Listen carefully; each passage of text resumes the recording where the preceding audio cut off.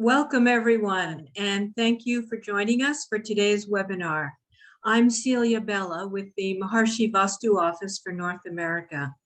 In today's webinar, Richard Bialosky, a Vastu developer, and John Lippman, Director of Maharishi Vastu for North America, will explore the topic of aerated autoclaved concrete block construction in Vastu buildings.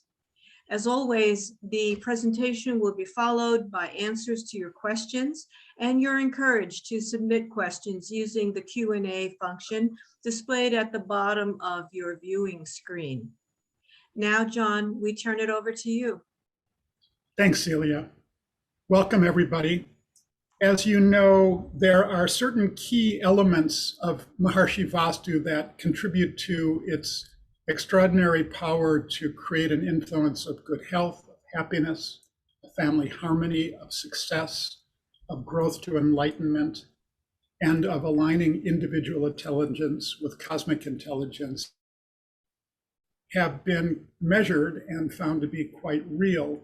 And the most central elements of the power of Vastu have to do with building orientation, with the placement of rooms, with proportions and measurements, with influences of the site. And we have talked about these things in earlier webinars.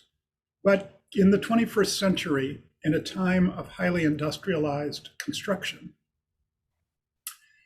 there are environmental toxins which can diminish the quality of life lived in a house. And so we added protocols to encourage that the actual physical construction of a house, the materials of which it is made, will have only influences upon the occupants of the house. And one of the principles is that the walls of a house ideally be breathable, that is vapor permeable, self-insulating, that is with no added insulation necessary to be highly energy efficient, and to be made of natural materials and to be thick, depending on climate, of course. And we've had one recent webinar in which we talked about one of the types of construction that, at least here in the United States, fulfills those requirements, which is solid or laminated wood construction. Now, tonight, we're going to talk about another one, and you'll hear all about it from our special guest, Richard, who I'll introduce in just a minute. But I want to say a couple of things about this method of construction. I'm just going to call it AAC, and Richard will fill in all the details about it. But I want to tell you a little bit of a story. In 2005, three of us were planning for Maharishi Mahesh Yogi how to design and construct centers for his programs around the world. And I placed to Maharishi the question, well, what should we build them out of? What should we make the exterior walls out of? And he said, well, what are the options? And I said that in the United States, the most common option is wood frame construction, what almost all houses outside of the Deep South are built out of in the US, with insulation in the walls. And the second option is solid wood, such as Maharishi's own house is built, in which he obviously felt was a very, very nourishing material. And the third was aerated autoclaved concrete blocks, AAC blocks. And so he asked the three of us to contemplate, to study, to research for hours and hours, to learn all the strengths and the weaknesses and to make relative comparisons between these three sets of materials. And after we had spent several hours doing that, all of our findings were precisely summarized to Maharishi. And in conclusion, he said, AAC is it. That's what we'll use. And so while I don't want to say that this is, under all circumstances, the right or the very best material from which to build a house, every material has their own pluses and minuses and are appropriate to different climatic conditions. I thought you would enjoy the story to see how strongly the founder of Maharishi Vastu endorsed this system of AAC that Richard is about to tell you about. And before I actually introduce to show you photographs of some buildings that we have built over the years using this material. Now, the truth is that in these photographs, you're not going to be able to tell what the material is because it's not visible when the house is complete. But in Richard's photographs, you're going to learn all about what it is. So for now, we'll just look at a few lovely pictures. So now I'm going to show some slides. This is the first AAC block house, I believe, built in the United States as a Maharishi Vastu house. It was built for some very dear friends in Northern Virginia, and it was designed by the wonderful Maharishi Vastu architect Henry Dearborn. Becky, the owner of the house, just sent me some new photographs late this afternoon, and I don't have them in the slideshow yet, but I'm going to show you some older photos I think that I took years ago when I visited the house. The exterior, it's a, and by the way, I just have to tell you that her gardens are spectacularly lush, a kind of Garden of Eden now, much more so than show in this early photograph. And here's an early photo of her living room. Now, because Maharishi so favored AAC block, it was used for, it has been used for many of the buildings that have been built by people very close to him on the campus of Maharishi European Research University in the Netherlands, and for Maharishi Peace Palaces, buildings that are the hosts of Vedic programs around the world. And so this, first of all, is one of the houses built of AAC block in Meru, Holland. And the ornament on this is a very traditional Vedic ornament as designed by the wonderful Vedic architect Christian Schweitzer. And here is a second one of the houses, also at Meru, using the same architectural vocabulary and built of AAC block. And here is a third at the Meru campus. There are more at Meru, but these are enough. And this is, I think, Peace Palace in the world to be built using AAC, and this is the Peace Palace in Erfurt, Germany. And here is the second, which is in Malaysia. So with that, having given you a little bit of an introduction to some of the ways in which AAC can manifest as a home, I want to introduce our main speaker tonight, Richard Bialosky. And Richard is a very, very beloved member of the Maharishi Vastu world. He is both an architect and a developer and a governor of the Transcendental Meditation Program. And he spent many years as a developer in Southern California. And he, with a partner, aspired to build what Maharishi really asked for, which is entire communities that are Maharishi Vastu communities, so that the residents of them can have the Maharishi Vastu effect, which is very, very powerful and has not been realized in many places in the world yet. And Richard and his partner, David Ederer, are very close to starting construction on that first community, which is Mandala Village and located in Vero Beach, Florida, and which we have talked about several times on earlier webinars. Richard, in the meantime, has been designing individual homes for clients, Maharishi Vastu homes, in Vero Beach, Florida. And each of them have been built of AAC blocks. So he, at this point, is the real master of this material, and he will explain why it's particularly valuable or useful in hot, humid climates like Florida.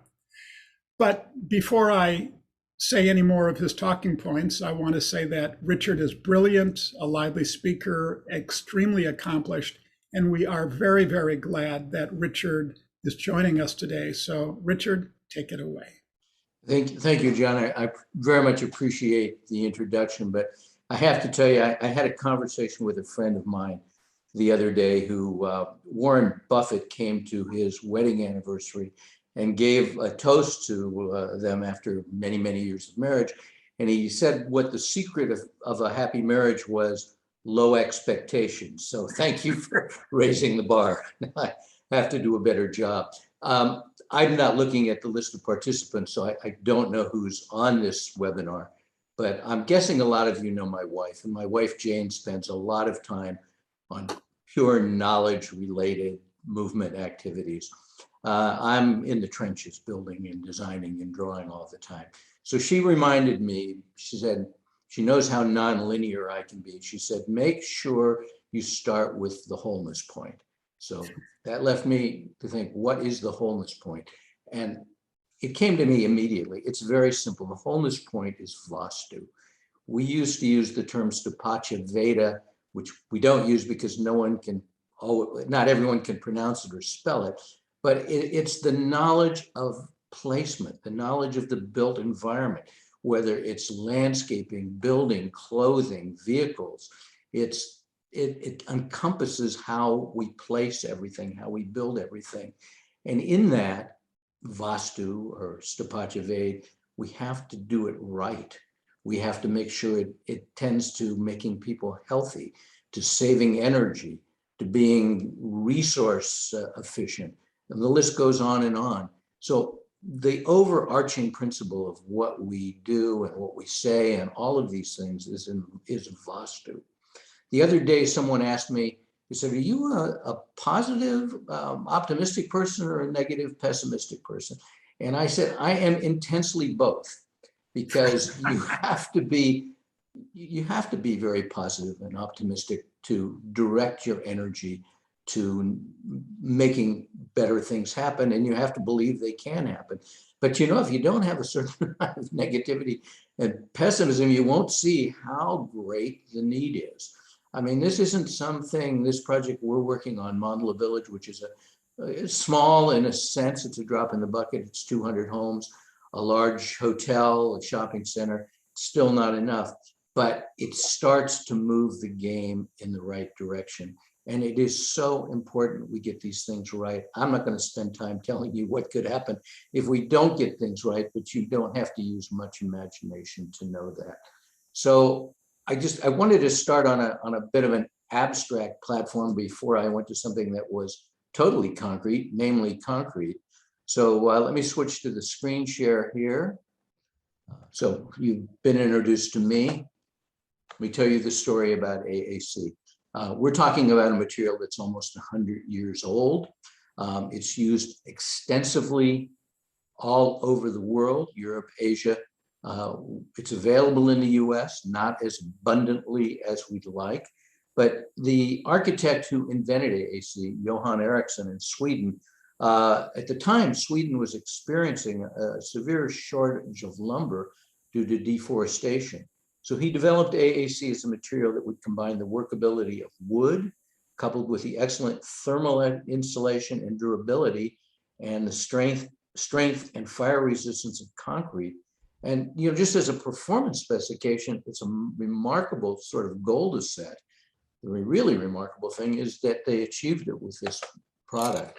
Now, John alluded to this, and I just want to emphasize it. There is no perfect material that is perfect in every climate.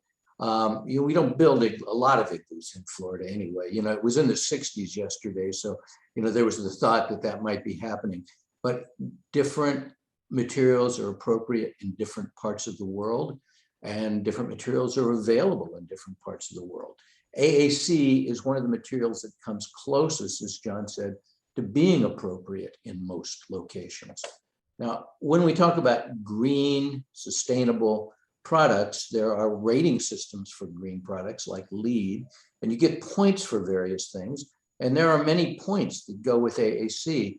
But if your AAC block has to come on a large ship from China or Japan, or it has to, I'm sorry to say, come all the way from the only plant in the United States, which is an hour and a half away from me, to someone in the state of Washington, it loses its brilliance as a green product. And at the same time, local things are great, but lugging bricks uphill on donkeys has its limitations too. So the industrial aspect of AAC is a very positive thing. I'm going to go one by one through these points of AAC. First used in the 20s, we're coming up to 100 years use of AAC, available almost worldwide. It's the predominant material in parts of Asia, and it's something like 70% market penetration in Japan, 30% in Europe. Unfortunately, not much in the United States. That's a story of its own. The construction industry in the United States is, I'm sorry to say, not very forward-looking. We always wonder why other people don't follow us and build with AAC. It's a puzzle, but it can be used in many climate zones. It's non-toxic. Yes, John. Forgive me. It sounds like you are showing your slides, but I, for one, am not seeing your slides. Celia, are you seeing Richard's slides? Strange, because I am screen sharing. Yes, I see Richard's slides. He's staying on one slide and just going down the list right now. Yeah. Well, great. Well, we don't have to know why I'm not seeing them as long as everybody else is.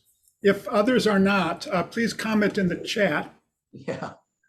So if you're not, don't even bother to comment because I have no idea how to fix it. But, thank you, Celia, for saving me. The composition of AAC is 80% air, 70 to 80%, 5% concrete, 5% lime, and 5% sand. That's very significant because as a greenhouse producing material, concrete is way high on the charts. And I think people are looking how to deal with that. It involves a lot of heat. That heat can probably be generated in a renewable fashion, but right now it's not considered a sustainable material. So the fact that AAC only contains 5% concrete is very positive, and mostly air. And I couldn't find a little piece of AAC, but it looks like a pumice stone. It's full of little bits of open space, which are really what give it its insulation value. It's very light. It's 1/5 the weight of a standard concrete block. The first time someone handed me an AAC block, they pretended it was very heavy and handed it to me. And when I picked it up, I was very surprised. In fact, I put it in my swimming pool and it floats. It creates a structural load-bearing wall. You thin set the walls. The thin set mortar that you use is so strong, in fact, stronger than the block itself, that your wall becomes a monolithic wall. And explain why that means something. There was a house under construction using normal concrete block. The blocks were in place. When you make a concrete block wall, you put reinforcing in the cells, and then you pour concrete into those cells to put the wall completely together. That concrete hadn't been put in place, but the blocks were standing. They were loading roof trusses on the site. The cord on the crane broke. The roof trusses hit the wall and knocked it over. Excuse me, I've got this story backwards. It was an AAC wall. The crane broke, hit the AAC wall, bounced off. If it had been a CMU wall, it would have fallen down, no question about it. It's a very super strong wall, and fire, rot, and bug resistant because bugs generally don't eat cement. It's breathable, and I'll explain that in a further slide, but just so it's clear, your wall isn't like panting or doing pranayama. It means something else, but breathable walls are very important. It's energy efficient. It has the properties of insulation and thermal mass, which I'll show you in a future slide here. Provides great acoustical installation. In the house we lived in before our AAC block Vastu house, we went through a tropical storm, and it was like being, by the railroad tracks for hours on end. We had a tropical storm when we were in this house, and you could look out the windows and see that the trees were blowing, but you really couldn't hear anything. It really deadens noise, and in fact, it's used as sound walls in a lot of applications on highways. It's affordable when available within a reasonable transport distance. I do not know what the extra transportation costs are if you're far away from the one plant in Florida or the other plant in Matamoros, Mexico, Contact, which ships to the US West. It's easy to work with, and it allows tremendous design flexibility. And like I said, 70% of the construction in Japan, 30% in the West. Those are the manufacturers, and it's available really all over the world. We feel very fortunate that we have this block in this plant in Florida because it's the material we want to use, and we would jump through hoops to use it, but you know, it's an hour and a half away. And here's, as I said, this is the mixture of materials that go into it. Very little cement, or lime, which also requires some heat to create slaked lime. But the other ingredient, sand, is obviously abundant everywhere. Air hopefully will remain abundant on this planet for quite some time to come. We do want to avoid AAC with fly ash. I don't believe anyone in the US is doing that right now, but fly ash is an industrial waste product that has some toxic aspects. When all is said and done, we want to use natural materials, and AAC is actually man-made tobermorite. Tobermorite is a mineral. I just want to be clear that I said tobermorite. We build here in coastal Florida with AAC. The standard of construction in this area of good construction is what we call CMU, or concrete masonry units. Because we have hurricanes and other weather things, we don't build like they do in the rest of the country, where they build these wood frame stage sets that don't last 1,000 years like our homes. This is a typical CMU wall, concrete masonry unit. You see on the block is in the center. There's exterior plaster or stucco on the outside. On the inside, there are many layers. There's a layer of insulation because CMU does not insulate. It has zero insulation value. So you have a vapor barrier and insulation, and then a furring strip, which is a piece of wood that would attach to the insulation in the block, followed by a layer of gypsum wallboard. Here's what happens with a concrete block wall. You've put your insulation on the inside. Ideally, insulation should go on the outside, but there have been some issues with outside insulation, so we simply don't do it anymore.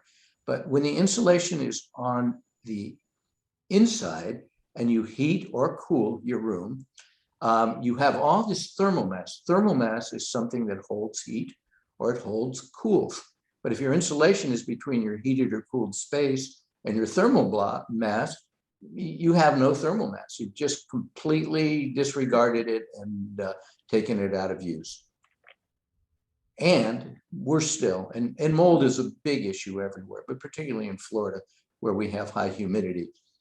There is a lot of moisture in a concrete block, and moisture gets into walls. And when moisture gets into walls, it travels. And when it travels, the moist air travels, it hits a vapor barrier in the wall. The vapor barrier is, if the house is air conditioned, the vapor barrier is on the cool side of the wall. It's cool. And when moisture meets a cool surface, it condenses. And if it condenses in that trapped space, you basically have created a petri dish. And mold is very intelligent. It knows how to get through almost anything. So if we have demolished CMU walls here, or stripped CMU walls of their insulation and drywall, and it isn't a pretty thing to see what's growing inside your wall. AAC block, on the other hand, has no vapor barrier. This is what a breathable wall is. If moisture gets into the wall, it migrates to wherever the greater concentration, the greater pressure is, the greater vapor barrier. But there's no, the greater vapor pressure, there's no vapor barrier for it to compress on. So it's breathable. The moisture can go in, it can go out. It doesn't stop anywhere in the wall and start growing mold. And the AAC doesn't support the growth of mold. In terms of thermal mass, you see on the inside, that could be blue arrows or red arrows, but when you heat the wall warms up.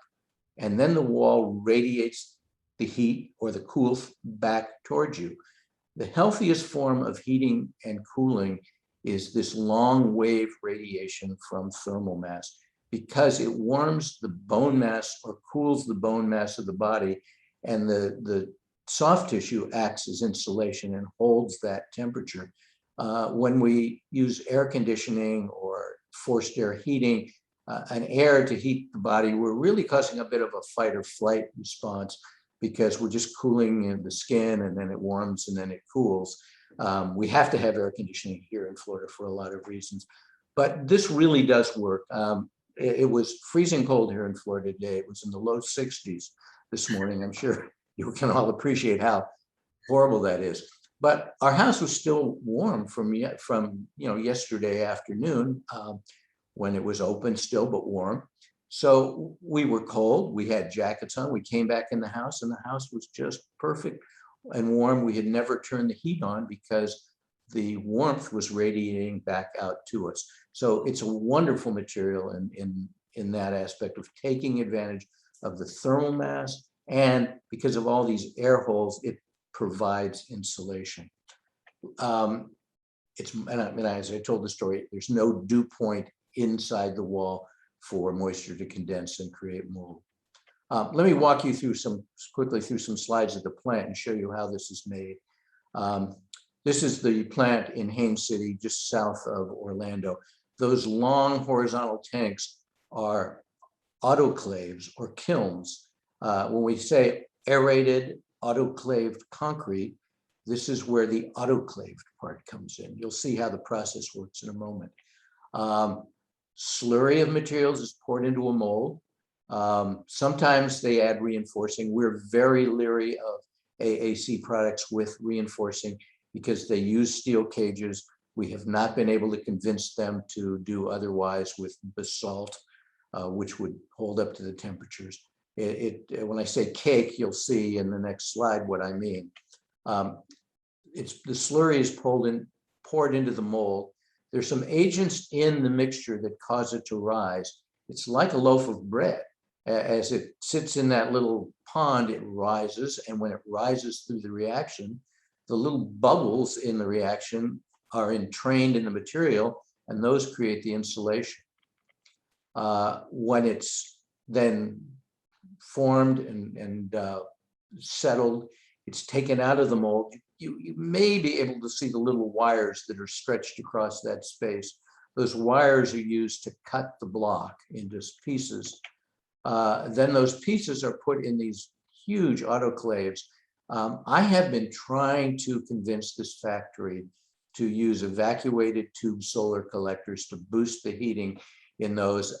I think they would make more money. It would save, but it's the stubbornness in the construction industry relative to the problems we face with energy are somewhat astounding. I wish if there's a billionaire on this phone call who could join with us and purchase this plant, we would convert it to use evacuated tube solar collectors, so they weren't using fossil fuels to heat these autoclaves. But the autoclaves essentially cook the panels and the blocks, and that creates the strength. The blocks, you can see the block on the press there. For quality control, the blocks are tested for strength, and there we are. We have these blocks. They're thin set, unlike concrete masonry units that have a very thick joint. These are very thin. Sometimes that's a little frustrating to masons who are used to just slopping the grout on and putting the block there, and lots of wiggle room to get it right.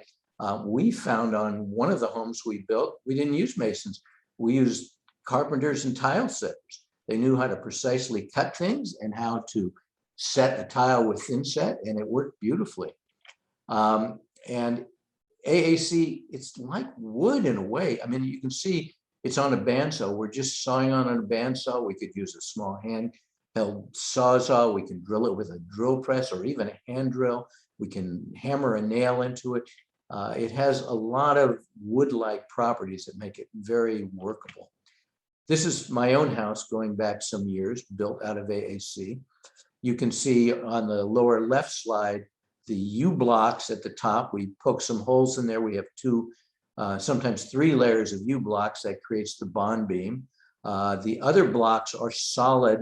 On every 4 feet, there's a vertical hole that we put fiberglass rebar in and then grout in place with cement that holds the whole thing together.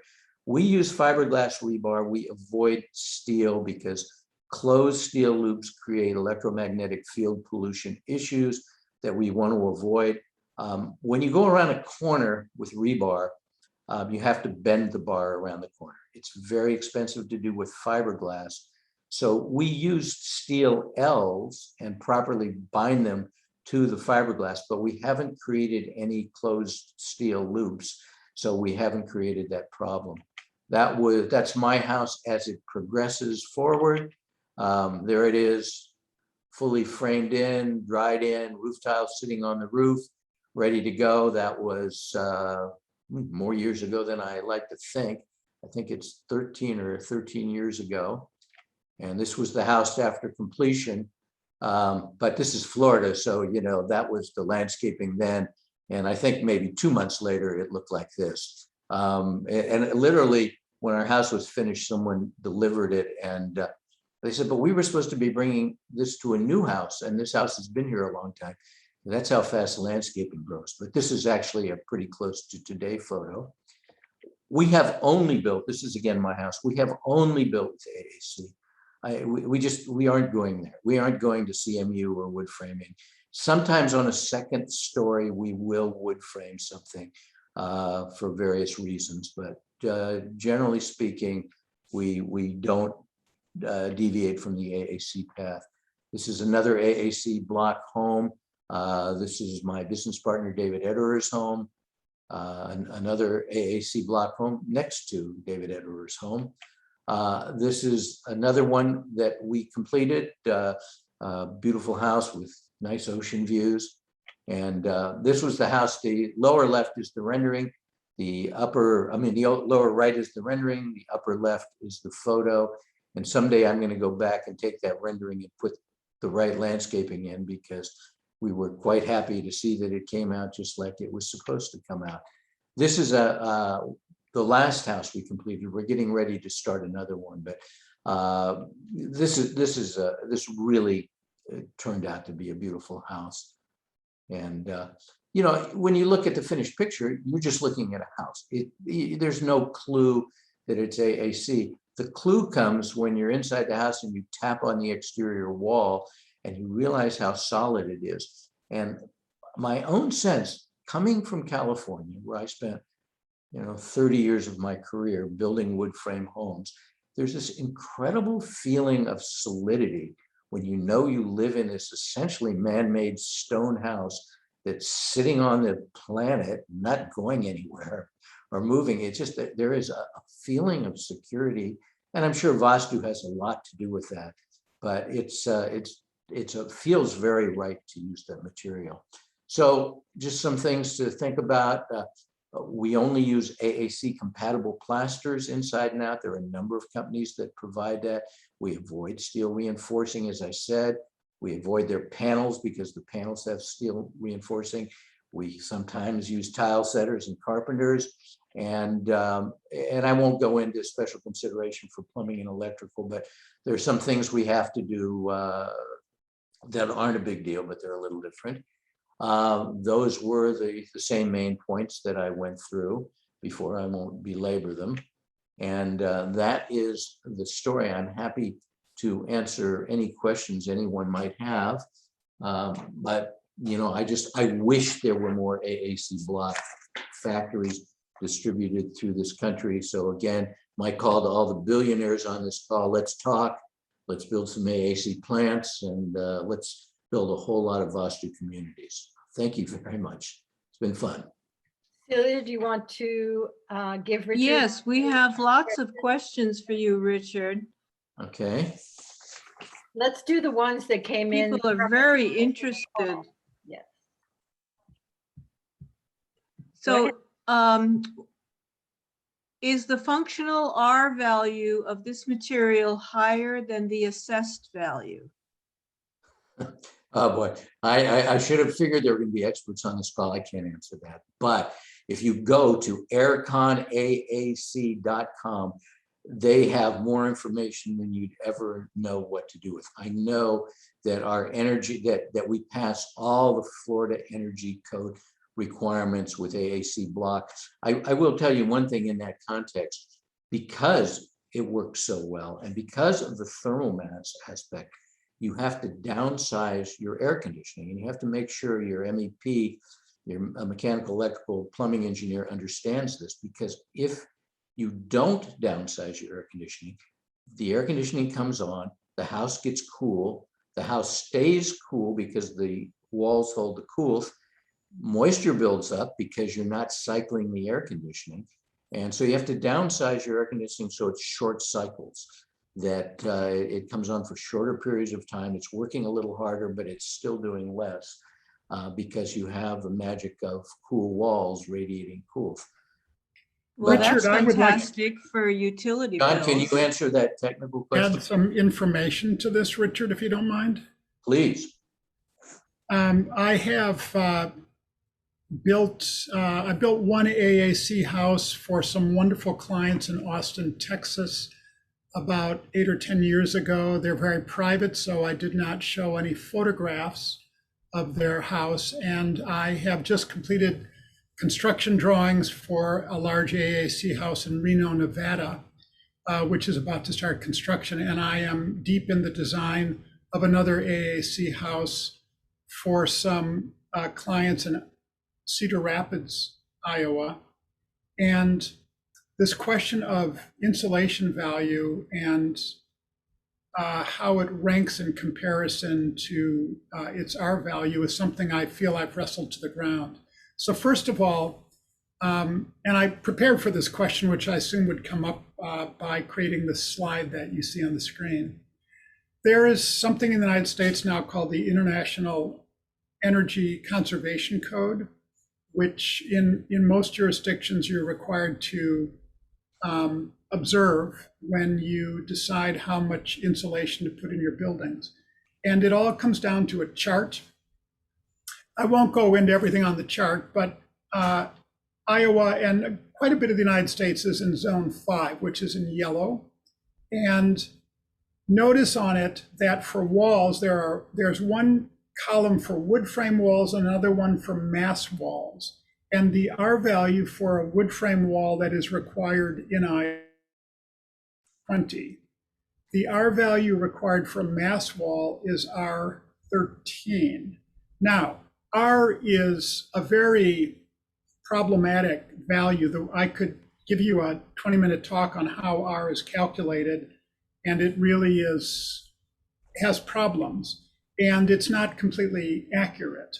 And the fact is that a substance that has mass as well as insulation performs much better than its measured R suggests. And that's why after years and years of testing of walls at the Oak Ridge National Laboratory, and I spoke to the head engineer there who had done this testing for years, they satisfied themselves that mass walls perform much better than the R value. Now, how much better? Do you really need an R13 mass wall in order to equal an R20 wood frame wall? The truth is, you're fine with about an R of 11, and the state of California has been doing testing now and is probably going to adopt R11 in zone 5 rather than R13 because AAC performs so well. So there's a long answer to one question, and I'll turn it back over to Richard and Celia. Is it cost effective to install insulated wall panels, i.e. zip R sheathing, to increase the insulating ability? We just wouldn't do that. You know, first of all, an insulated panel would mean we didn't have a breathable wall anymore. And you know, one of the things, I mean, the reason I probably wasn't prepared to answer John's call is I have some really good consultants who understand AAC block and understand Florida energy codes, and I rely on them to deal with those things. There's only so many things you can do. I know that we meet all the very intense, Florida has strong, intense energy codes. I'm guessing every place now does. California certainly did in my California days, but that's pretty universal. We don't need any extra insulation. Now, having said that, we're not in the Arctic Circle. We're not in, you know, Eastern Europe in the winter. I don't know what would be required there, but the guys at the AAC factory had a demonstration where they built this enclosure with AAC block and another one with what's a material that's popular in Europe, this Poroton clay block, which a lot of people feel is a very superior product. And then they put some sort of very, very intense source of heat in both of them. And they invite you to put your hand on the outside of the AAC wall and on the outside of the Poroton wall. You don't want to put your hand on the Poroton wall for very long. AAC really does a better job of insulation. So, you know, we wouldn't use anything in addition to AAC inside or outside. Now, SIPS panels for a roof system, that's another story, but we're talking about walls here with AAC. I will add to that in our climate in Iowa and also in the climate in quite a cold part of Nevada where I'm building the house right now out of AAC, we meet code and we produce a very energy efficient house with an 8-inch thick AAC block. Now, in Florida, where Richard is, you will meet your highest current required energy standard from the IECC with a 2 or 3-inch thick AAC block.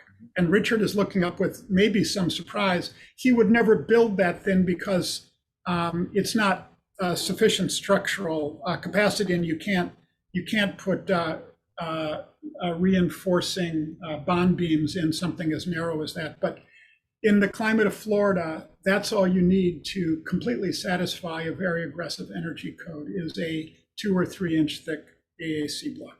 We have used 10 and 12-inch block where we're doing an unbraced 2-story wall, but yeah, my house is 8 inches. The other houses we've built are 8 inches, unless there was some architectural feature that needed to be thicker. Someone asked, how does this material perform under continuous extreme cold conditions? You mean like in the 60s? Yeah, minus 60s. Yeah, I'm going to leave that one to John because, you know, it's life. Anything that goes below 60 is life-threatening. And similarly, climates that have a lot of freeze-thaw cycles. Again. So on both of those, it will perform perfectly well in extreme cold climates, and has been used in northernmost United States. Now, as far as Sorry, John, go ahead. Sorry. As far as freeze thaw, you want to use a finish on the outside of it, which, while vapor permeable, is not water permeable or water absorbent. And that's what is always specified on its surface. And as long as you do that, then freeze thaw is simply not a problem. Since I have the mic, I'm going to mention one other thing which was alluded to. Richard talked about the energy footprint of having to ship AAC a long distance, and that it's a shame that the only factories are in Florida that serve the United States are in Florida and in Mexico on the Texas border. First of all, there is a distributor in Chicago who told me that there's a plant coming online in the Midwest soon. And so we can look forward to that. Second, I deal with a distributor who buys his block from the Mexico plant. And he arranges for railroad cars to pull up to the Mexico plant, and the block get loaded into the railroad car, and then it is shipped by rail to anywhere on the western half of the United States. And the energy footprint, the carbon footprint of shipping by rail is very low. So I just wanted you to be aware of that. I was going to say about the freeze thaw thing. Remember, this was invented in Sweden, so, not Florida. Good. There's a question. What is the glue mortar used to bind them together? Are there any VOCs in it that No. need considering? No, it's a masonry grout. It's yeah. I don't know what the specific ingredients are, but we go by two things. We look at the ingredients when we specify something, and then kind of forget it. But the other thing is David Ederer, my business partner, is like a canary. And if there's a problem with material, he knows in 2 seconds. And so, I actually built a small AAC wall in my auto court a few months ago to test a plaster, the exterior plaster that John told me about. And, it's a very, very benign material, whatever it's made out of. The two houses that I'm doing right now are both for people who are chemically sensitive. And so we are meeting the highest standards for them. And when it sets, which doesn't take very long, it's completely inert. It does not off gas. Laurel's asking, how does AAC stand up in hurricanes? Well, we've had a few of those since we built our house, but they've only, there was one, maybe 2 Category 1 storms that were totally nothing. So I can't say from personal experience, but they build in Miami-Dade, which is a very high, they have a higher intensity code requirement. I haven't heard of any AAC houses having any problems at all in hurricanes. But the truth is, almost everything built in Florida these days, according to our codes, should withstand a Category 4 hurricane. Category 5 bets are off on a lot of things, but it's one of the reasons we like AAC block is because it's so hurricane resistant. If I was facing a hurricane and I had my choice of running into a wood frame house, a concrete block house, or an AAC house, I would run into the AAC house. And it's partly because, as Richard alluded to, the thin set mortar makes the entire wall completely monolithic. Correct.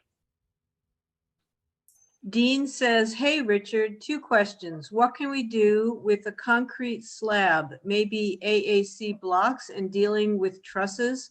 I too live in Florida and lots of heat coming down. But I'm not sure I really understand that question. We pour a concrete slab. This is Vastu, so we raise a plinth a certain distance above the ground. We backfill with sand. We pour a concrete slab. In our case, because our land here is non-expansive, we simply put fibers in the concrete. We don't even use reinforcing in our slabs.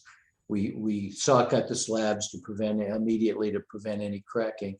So I don't see any particular issues with slabs. We usually use, we use tile. I prefer stone just because it's a natural material, but AAC doesn't figure into a floor slab.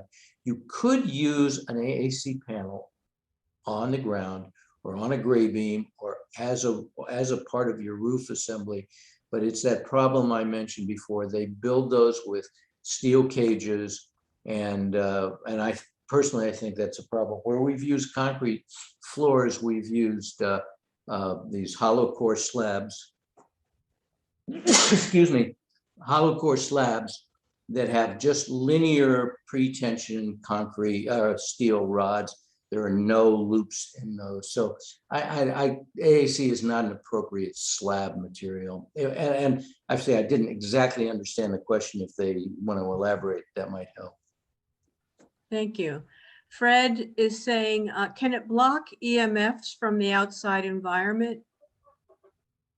I don't think so. You know, that's a really interesting question. First of all, it may block, I get concerned, it may block electric fields, it may not block magnetic fields, or the other way around. You know, we have tested our house. One of the things we do when we like our electrical is all in steel conduit. So everything is shielded. We route it into the walls. We take a skill saw, we cut grooves in the walls. We put the rebar inside the wall. We plaster it back over. We're not doing anything inside the house. And then we don't have all of those things that can create problems inside the house. And in fact, what we've done in a number of houses and like to do with the meters, and we're fortunate enough here to be able to opt out on smart meters. So, you know, we pay a little extra every month to have them read the meter. But our meter is on a wall that's outside of our house. But so we don't really have any major exterior sources of EMF. So I can't tell you from my own house, but I would think that it would not be a material that would block a strong EMF fields. I'll add a little to that. There was a very detailed, meticulous, peer-reviewed study on earth and stone walls blocking electromagnetic radiation. And it was measuring earth walls of a certain thickness and found that they screened it very, very effectively. And based on that, I will speculate that an 8-inch AAC block will considerably reduce electromagnetic radiation, and a block that was thick enough, and the testing would have to be done, would lower it further. We have a friend who's a building biologist, a teacher of TM, who is consulting with me on the Nevada house. And he's a specialist in electromagnetic radiation. And I'm hopeful that when that house is done, he'll come out with his very expensive testing equipment and we'll find out the answer. I'm really looking forward to hearing that. Yeah, that's very good. There's a couple of questions about economy. Susan says, can this be an affordable home building project for more modest homes? And how do you conceive this for inner cities, lower income housing, and so forth? Well, that's a good question. First of all, one way to create less expensive housing is to build smaller homes. In our Mandala Village project, we have a variety of price points, and we've done that because we have some large estates that may be 4,000 square feet. We have some moderate sized homes that go from 1,800 square feet to 2,800, 3,000 square feet. And we have some very small detached homes that are 900 to 1,300 square feet. So obviously the smaller ones are more affordable. Is it more affordable than wood framing? No. But you know, wood framing for us is a problem. I built affordable housing for many years. I've built a few thousand units of low income affordable apartments. They were all in California. They were all wood framed. Could we do that in Florida? Yeah. Why? Not because it's AAC or wood framed. It's because the secret of affordable housing had 97% to do with financing and 3% to do with managing the cost of the product. So, you know, I think it would be a challenge to do concrete masonry or this, but or AAC block and have it less expensive than wood framing. But we wouldn't want a wood frame here in any case. So it's a tough one. In other locations, again, I go back to that 97% financing thing. You really need to understand affordable housing financing to create affordable housing. I will add to that two distributors of AAC who we have to accept are not unbiased sources of information have said to me recently very emphatically that you can build an AAC house for less than the cost of building a wood frame house. Of course, shipping would have to be held down. You have to be not super far from the manufacturing plant. And are they accurate in saying that? Because they are biased, I can't tell you yet. Well, everybody has to remember that the price of lumber has been on a seesaw, and at its peak, you could have built out of gemstones probably for less than wood framing. There's questions about foundations. Would you recommend AAC for foundations or poured concrete or some other type of And material? that is a good question. We actually use concrete masonry units up to the point of the plinth because there's no need for insulation.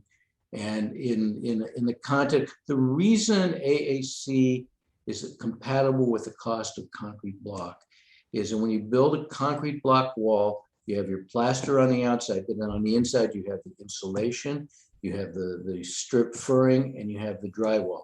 So there are more parts in the wall, where AAC, you just have the block, the plaster on each side.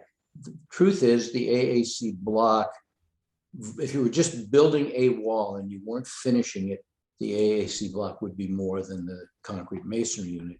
It's just that the assembly is pretty much on par. So below grade, where we're not insulating or anything, and we're not worried about insulation, we use concrete masonry units. We could do poured concrete. It's just we have masons on the job because we're doing an AAC block house, so we already have that trade. It's easier to have that trade do that work. We find, and I don't know, John, you've probably done a lot of poured concrete as well for foundations. We find it's very easy to control the dimensions with concrete masonry units. John, did you want to comment on that? No, I agree with Richard. All right, great. Well, our hour is up. There are a couple of other questions. Actually, Celia, we've Yeah. neglected some of the questions that are in the Q&A that have been there for quite a while. So I think I don't mind. It's I know it's probably past John's bedtime, but I don't I don't mind staying to answer more questions. Let's try for a lightning round. Okay, so here's one. This is one for Richard. Is there a model in Vero Beach? There are 6 homes someone can see, but you wouldn't know what they were other than tapping on the wall. Mandala Village, we are hoping that we will be starting site work in late first quarter of the year. The pandemic actually slowed us down because the agency processing has been a disaster. We are hoping to build our sales center soon. We have a lot of lakes and roads and sewers and waters, things to put in once we start site work. There's probably 6 months worth of site work. But we think that on a gravel driveway with temporary septic and a well, we can build our sales center toward the end of the first quarter. That's not a promise, but if you go to mandalavillage.com, excuse me for the shameless plug, mandalavillage.com, and sign up to be on our list. We will keep you informed of progress, when plans are ready to view, when something's in the ground, and all of that. I wish I could say we were completed and we were working on the next one. One of the All right, last question. Can you, oh, go ahead, Susan. One of the earliest questions that came in asked about using basalt for rebar. Is that even an option, Richard? Yeah, it is. I don't know if it's available. It was available in Florida, and the Florida Department of Transportation was actually using it in road construction. I have a piece of it in my closet. It's really interesting material. We've been using fiberglass. I know that that's readily available. Whether the basalt, there were some issues. Basalt was coming from Russia or Ukraine or somewhere like that, and there were some issues with. I got to know. I spent my time following the politics of materials. but there were some things that slowed it down. It'd be very interesting to see if it was still available.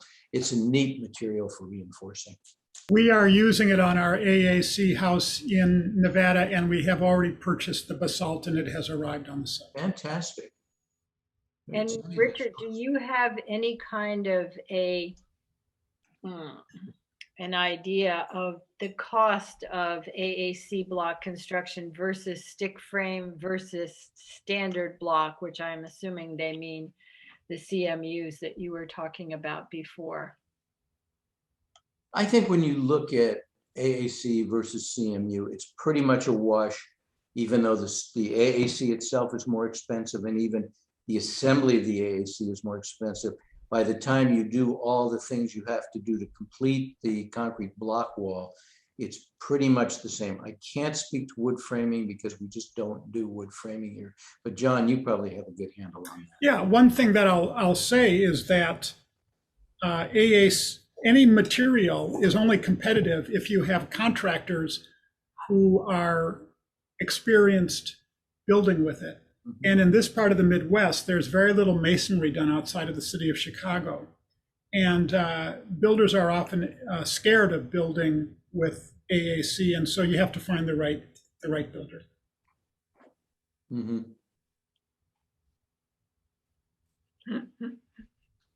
Great. Richard, I think you're going to have to Excellent. open your A lot home. of good questions. I think you're going to have to open your home up to Maureen, because she still wants to see a model home in Vero Beach. So Richard, someone is saying they don't see a website called mandalavillage.com. Do we have it right? yes. Meg, that's Meg who sent it. Yes. The last I heard, it was Village. Okay. Try putting www.mandalavillage.com if you're having That helps. trouble, because I- I've been to that website. Yeah, Meg, I'll send you a link. Are there any climates where AAC block may not be a good choice that you can think of? Well, that was a two-part question. So to the first part, I would say yes. Are there any climates where it might not be right? Are there any I can think of? The answer would be no. It's a very versatile material that, you can use it in California. John, I think you're doing a home in Nevada or California. Nevada. We know it's used in Northern Europe. We know it's used in South Africa. So, there may be, it works in a desert climate. We're a subtropical climate. I don't see any reason why you wouldn't use it in a tropical climate. So most likely the answer is it's okay anywhere. One thing that I want to add, which is perhaps implied in this question, is to point out that it may not be economical everywhere. And Richard didn't spend much time on economics. If you don't have builders in your area who are comfortable building this way, maybe who don't even have experience much building with concrete block, which in the northern United States, home builders often don't build with concrete block, much less this variant on it. Yeah, Or if you're far away from a plant and there's a high shipping cost, then number one, you may not be able to get a builder, and number two, it may not be economical. Here in Florida, where we compare it to concrete masonry units, if you look at the AAC block, it's more expensive than the concrete block. If you look at the labor, it may be more expensive because some masons who aren't familiar with it may add a fear factor in their pricing. But ultimately, because the concrete block requires furring and insulation and gypsum board on the inside, those offset the cost savings that go with the block, and it ends up being pretty much equal whether you build a CMU wall or an AAC wall.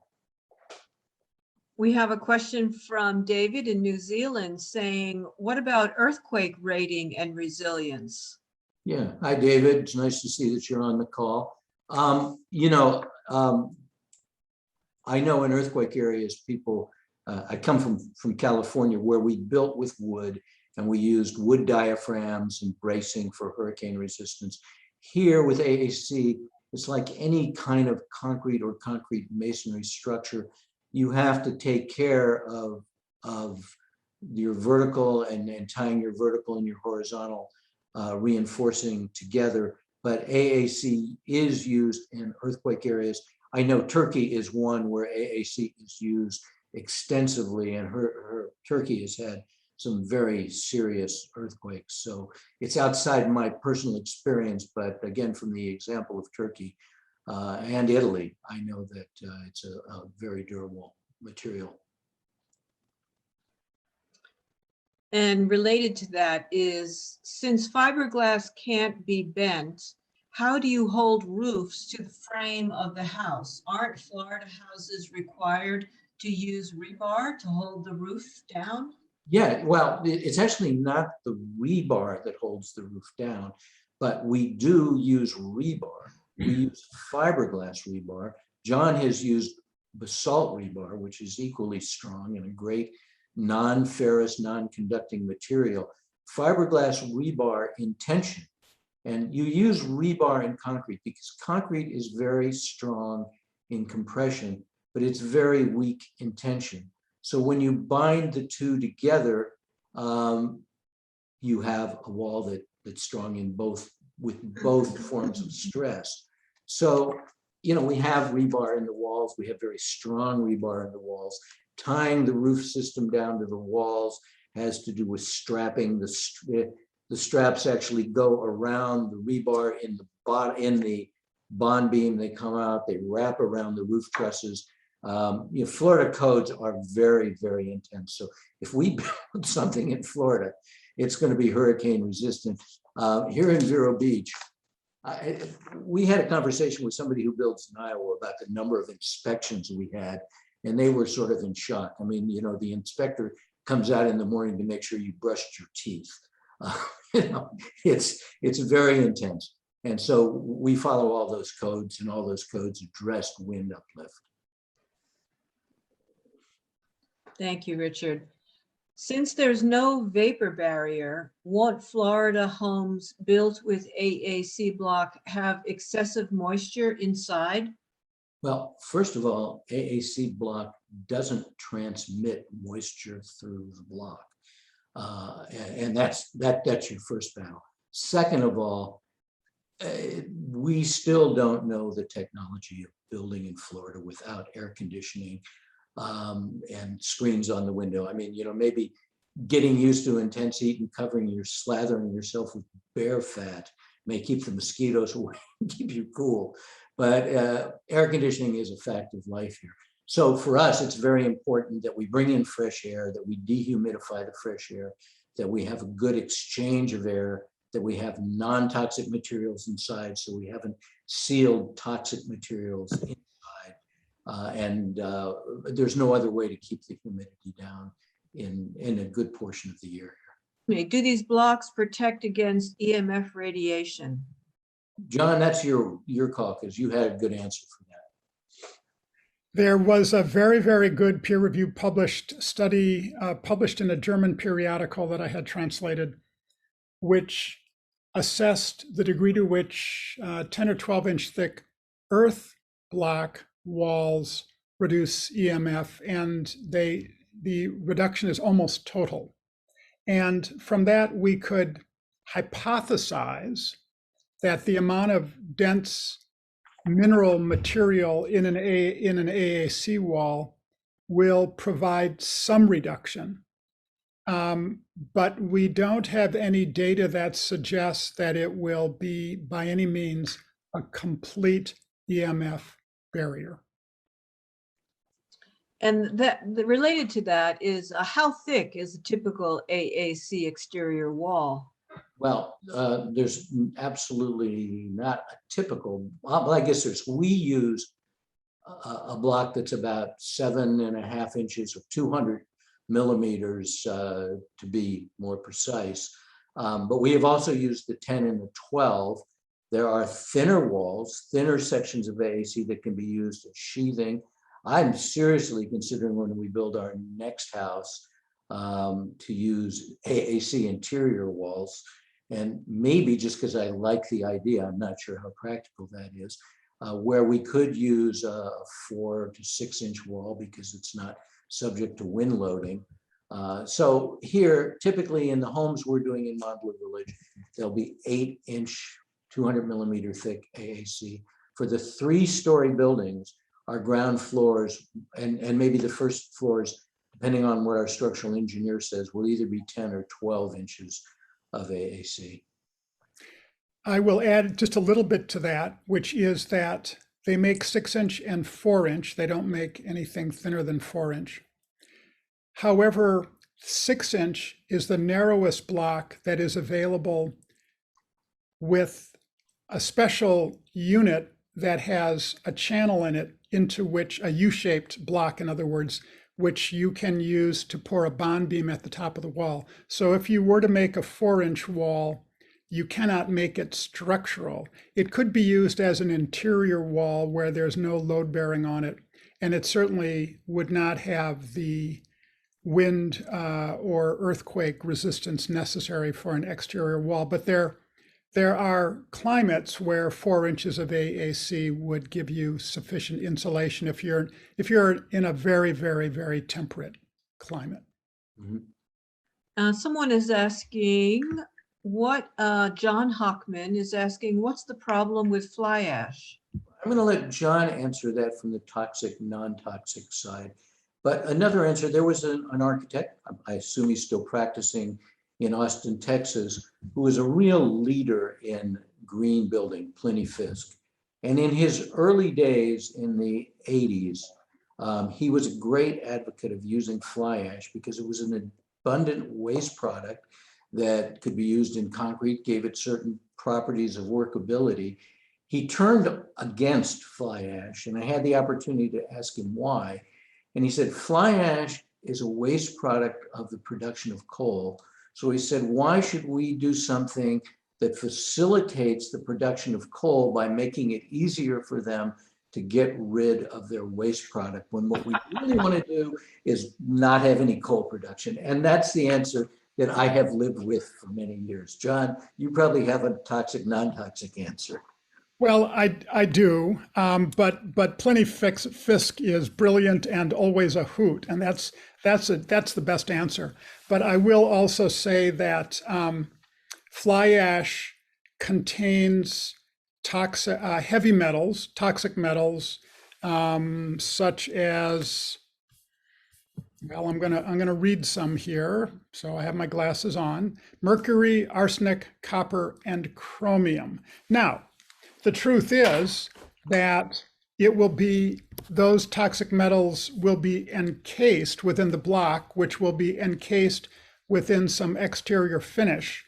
And these toxic metals do not radiate. And so the truth is that the fact that the blocks are toxic may not impose any health hazard upon the occupants of the home. However, for the manufacturers of the block, that's another thing. So it's an impact on the karma of the home user to take into account. Well said. John had another question, which was for California Title 24 compliance. Which side would you add insulation? You know, that's a really good question. I used to deal with Title 24 all the time because I lived in California, worked in California for 30 years. I would ask your energy rater to look at that, because I have a good hunch that you would not need to add insulation. John, you've worked in California, so you may have, I think you've worked in California, you have a good only a few miles from California in Nevada. But was the question about insulation or about vapor barrier? Insulation. Insulation. Oh, well, no, I can absolutely categorically say that no insulation needs to be added in California. You have to choose the right thickness of block. If anybody, I won't bore you with this unless somebody asks me a direct question, but if anybody is familiar with the International Energy Conservation Code.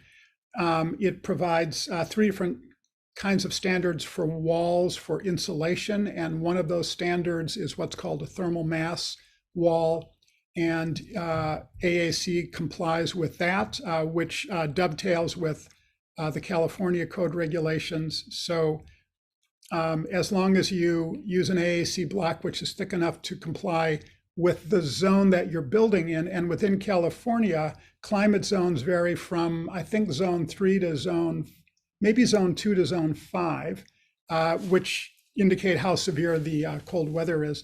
And so you may be fine with an 8-inch block in the coldest parts down to a 6-inch or theoretically a 4-inch block in the southern parts of California with no added insulation. Brian is asking, first he's thanking you. Really interesting presentation. Thank you. I do have an issue about shutting out natural sounds from my house: rain, bird song, wind, children playing, etc. Is there a solution to this if using AAC, please? I really want to thank Brian for giving me an easy question. You open the windows. And there are times in the year, it's interesting in Florida, people who come from other places, when it's moist, they want to open the windows because they love fresh air and opening the windows. And then the moisture builds up in the house. And then all you can do is run the air conditioning to bring it back down, because you don't want a lot of moisture inside a house in a tropical area. Not only will mold grow in your walls, but it'll grow in your furniture and your clothes and everything else. But, there's a good part of the year where you can just simply open the windows. For us, this is one of those times, and I completely agree. Not only the times we can open the windows in the winter, or when all the birds come down here from the north anyway. So it's delightful, but yeah, that is the answer, I believe. We have a humidistat in our house, and so we're able to just glance at it and know what the relative humidity is inside of the house. And mold requires a relative humidity of about 70% to grow. Some people say 65, but most say 70. And so as long as your relative humidity in the house is under, say, 60, then you have no mold risk. And you can therefore, if you want to have windows open, though if you're running AC or heating, well, then there's an energy consideration. Yeah, then you have to use virtual children and virtual birds. So, sorry. Bob Vermans is asking, I also see examples of large AAC panels for walls, etc. Are you using those, or are they reinforced as well? We don't use them, and yes, they're reinforced. They're reinforced with a cage of steel reinforcing. I have tried to convince Aircon, and I continually try. When we have an order of 200 homes, I may have more success to create that cage out of basalt. I'm not sure how fiberglass would stand up to the heat of an auto kiln, but I'm pretty sure that basalt would. And having seen how those cages are made, I see no reason why they couldn't make the cages with basalt rebar. But here, no, they're all, they're all with steel, so we don't use them. And I'm looking at Bob's question about normal blocks as the outer wall. You can face AAC with anything. You could face it with a brick, with plaster, with fiber cement paneling, with marble tile, with ceramic tile. You just, in a Vedic home where dimensions are important, you just have to take that into account. For us, we use a ½ an inch of plaster on the outside and a ¼ of an inch inside. So when we're doing our Vedic dimensioning, and I use ArchiCAD and draw with walls, so I make my dimensions go to the outer face. And if I was using tile, I might make it ¾ of an inch.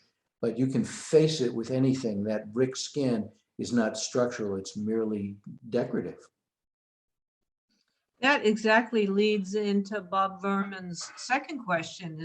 He says, in the Netherlands, they often use an inner wall out of AAC, then insulation, and an outer wall with normal bricks. What do you think of this setup? Does it need this extra insulation in our climate? I'm not sure. Oh, I assume he's in the Netherlands. I don't know. You know, that would be a question for somebody who does energy compliance rating in the Netherlands. It may well be possible. You know, as I said here, if it gets into the 60s, where we get worried. If it gets into the 50s, we panic that we could die from cold. So it's hard to answer that question for me. John, you're in a intense climate zone in Iowa. Maybe you would know the answer to that. Well, if you're using brick veneer, brick facade, then good practice is that there's a gap between the bricks and whatever it's called substrate is, that is the structural wall behind it. And convention in the United States is that that gap be 2 inches. Now that gap can be filled with vertically oriented insulation, such as mineral wool. And that's just a lovely opportunity that you have. If you're going to do brick veneer to add a little more insulation, why not? Modest cost. So that might be why it's being done there. Okay, here's a question about 3D printing. Ojesh asks, Lennar Builders just announced their first ever community using 3D printing for all walls and homes in the community. They claimed that the homes are built much faster and cheaper using the 3D technology. Does AAC work with 3D printing technology? Unfortunately, at the moment, the answer is no, particularly because the walls have to be put in an autoclave. I've seen the Lennar homes. I'm really proud of Lennar because in the United States, the general home building industry is very change adverse. And for a company the size of Lennar to do something that progressive is astounding. And the homes are quite attractive. But no, AAC is poured in a mold in a factory and then cooked in an autoclave. What I'm hoping to see is a robotic bricklayer. That would be perfect. There is such a thing in Australia, and I've heard that they had shipped one somewhere else to do an experiment with AAC. That would be fabulous, that we could just go from our CAD program to programming the machine to just do the homes. But we'll get there. We're just one of those machines is in Mexico, and I've watched video of it building an AAC home, and it is incredibly fast. So that would be the equivalent or the comparable solution to 3D printed walls using AAC. The other thing about 3D printed walls, which I should add, and John, please send me whoever does that, because I really want to talk to that. But for what I heard at this point on those 3D printed walls, there are certain things in the admixture that may possibly be toxic. They're in the admixture to just create a flexibility for the machine to extrude the concrete, for it to set at the right time. I'm not completely sure that that's true or not true, but it's certainly interesting as a building material. But then it would be a more solid material without the air pockets, and therefore would have thermal mass, but like a poured concrete wall, probably not insulation. There may be an answer to that as well, but we don't know enough yet. Keeping our eyes on it. In theory, it can be done because in the master builder system, which some of you will remember, which we've done quite a bit of experimenting with, and which our associate Christian Schweitzer has built using in Meru, Holland, cement and air through 2 nozzles are blown together into a form, and this causes the cement to set up full of air bubbles. This is a technology which is called ACC, or aerated something. Cellular concrete. Not remotely as strong as AAC, but it does work, and it is theoretically completely possible that 3D printing can be blowing air along with the right admixture into the walls. So we can look forward to that happening if it has not happened yet. I will also say that there are so many initiatives worldwide to do 3D printing, and everyone is its own thing and has its own admixture. And I did find one initiative in Italy that did build a house, and it used nothing but soil with the right clay content. So we have lots of possibilities down the road. Yeah, and we looked into the cellular concrete here, and our problem, it would be here or California would have the same problem. As you said, it's not as strong. And because it's not as strong, they use rebar to add to the compressive strength as well.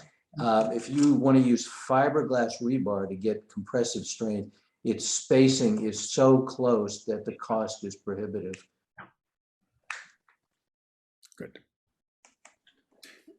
Here's a very important question from Jane from the Mother Divine program. We have been told for our planned wood frame building, 45,000 square feet, that the building code requires a vapor barrier. If we were using AAC, could we avoid that requirement for a vapor barrier? Yeah. Yes, This is in upstate New York. yes, you can, but I don't want to throw a wrench into the works. The architect who is designing your building, dear Michael, is very qualified, and he's familiar with AAC. And I'm confident that he is weighing the very real budgetary constraints of that project and has determined what is the best solution for it. Yeah, that's the right answer. There may be, Michael was even talking about some factory built components. So I think there are places where wood frame construction is the right thing to do. I want to be aware of the time. We have run over a little bit, and there are still a number of questions to go. It's up to you. Should we continue for a few more minutes, or? I had lunch beforehand, so I'm good. If I hadn't, I'd be probably, falling over, but no, I'm happy to go as long as there are questions. All right, that's very generous of you. Gary Sharp says, how do you finish interior walls to be perfectly smooth? That's really very easy. I mean, the smoothness of the wall is a function of the, ability of the plasterer, but we use gypsum plaster. The walls are super smooth. And I actually paint my house with a mineral silicate paint, which I troweled on, or I taught my painters how to trowel the paint on. So the walls are very, very smooth. Gary also asks, I believe I saw metal roofs on some homes. Is this permitted for EMF reasons? Aluminum roofs, Not steel? not steel. Here for two reasons. Steel in a salty climate like we have here would not last very long. But for purposes of EMF, we use aluminum roof. You could use copper as well if you could afford it. Can you put nails in the wall to hold heavy pictures? Oh, yeah. Do you use? I'm The sorry. withdrawal value of a nail into AAC is less than it is into wood, but if you put a nail that's that long into your AAC wall, it'll hold it pretty heavy. We have some pretty heavy things hanging up here. Do you use AAC on interior walls or wood studs? I've used wood studs. As I said earlier, I'm tempted to want to use AAC walls, and I'm not sure that the reason isn't just because I want to use AAC walls. I don't know that it's particularly practical, but there's just something about having everything so solid that's very satisfying. And we are doing all interior walls out of AAC on the house that I'm doing now in Nevada. Scott asks, how is electric wiring run through these kinds of walls? That is a good question. And we put our wiring, there are some techniques they say you can twist Romex and eliminate. We don't do that. We put all our wiring in metallic conduit, and it has to be now. So what you do, you have an AAC wall. You want to put, say, a 1-inch groove, wide groove that's maybe 3/4 or an inch deep. You take a skill saw and you just run the skill saw up the wall and create a channel, and then you put that steel conduit inside the channel. You have to be careful not to use aluminum conduit, because aluminum and concrete are not compatible, cement are not compatible materials. The cement will ultimately eat the aluminum, so you need to use steel. But it's really pretty easy to do. Plumbing, a little more challenging, because you would have to route a pretty large hole groove in AAC. So we would be inclined probably to fur something inside the AAC wall to run a plumbing chase if we needed to, or run it over to the side wall that was a wood wall, something like that. Alan is asking, can you simply paint the outside of the blocks without plastering first? You know, you could, but you'd have to have masons that were geniuses at and it was perfect. I built an AAC wall in my auto court, and we're experimenting with some plaster. And I mean, okay, first of all, I'm not a skilled mason, but I did the best I could. There's no way I'd want to look at that with paint on it, but there may be a situation where that didn't really matter. The plaster wouldn't be absolutely essential to making, you know, a decent wall. And I've heard some people talk about very heavy paint that can be used on AAC. I just don't favor it myself. Is there a way to use AAC for the foundation of a house? That's a good question. We don't, because the foundation doesn't require insulation. So we just use concrete masonry units. We don't worry about water and moisture migrating one way or the other, because it's below the envelope, the living envelope of the house. It could be done. I don't see any advantage, simply because it's more expensive. We would either use poured concrete. In our case, we tend to use masonry, simply because we already have a mason on the job, and we pour up to the slab. We pour a slab, and then we go up from the top of the slab with the AAC block. A couple of people are asking about the sound insulation. How much better is the sound insulation than wood?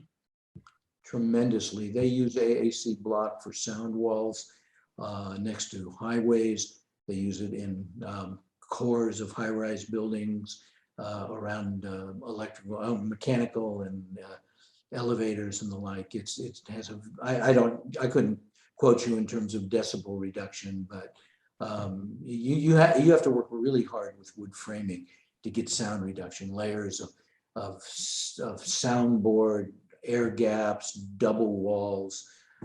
It's much easier to get there with an AAC wall. Good. I think we've covered most of the questions. And I think we can wrap it up. Unless, is there anything you'd like to finish off with? No, I'm just delighted to have the opportunity to promote Vastu and just kind of re-emphasize that AAC walls are very appropriate walls to use in the context of Vastu. But, you know, I hope nobody's wasting their time in their life not building Vastu anymore. I was building 500 apartment units a year once upon a time when I realized that that wasn't the right thing for me to do. We were given an instruction to reconstruct the world according to the principles of Vastu.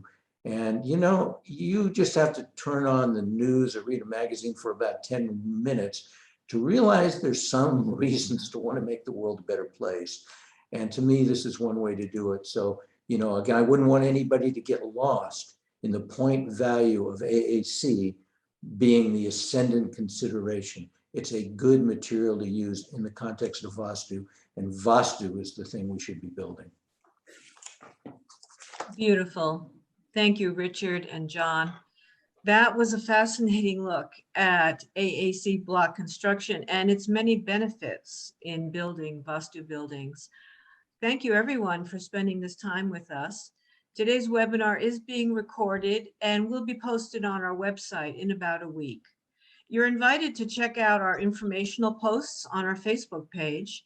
And if you have a question that didn't get answered, please feel free to email us through the contact form on our website, which is www.maharishivastu.org, and we'll get back to you. Thank you very much for your interest in Maharishi Vastu architecture, which enhances peace and happiness in life. Goodbye for now.